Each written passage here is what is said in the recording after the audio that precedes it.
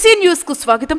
అంతర్జాతీయ మహిళా దినోత్సవం సందర్భంగా వైసీపీ కార్యాలయంలో మహిళలకు సన్మానం. అంతర్జాతీయ మహిళా దినోత్సవం సందర్భంగా మాజీ శాసనసభ్యులు కందుకూరు నియోజకవర్గం వైఎస్ఆర్సీపీ ఇన్ఛార్జ్ బుర్రా మధుసూదన్ యాదవ్ ఆదేశాల మేరకు కందుకూరు వైఎస్ఆర్సీపీ కార్యాలయంలో భారీ కేక్ కట్ చేసి మహిళలందరికీ శుభాకాంక్షలు తెలియజేశారు. మాజీ ముఖ్యమంత్రి వర్యులు వైఎస్ఆర్సీపీ రాష్ట్ర అధ్యక్షులు వైఎస్ జగన్మోహన్ రెడ్డి అమలు చేసిన మహిళా సాధికారిత కార్యక్రమంలో పాల్గొన్న మహిళా మణులను, మహిళా నాయకురాళ్లను ఘనంగా శాలువాలతో సత్కరించి అభినందనలు తెలిపారు.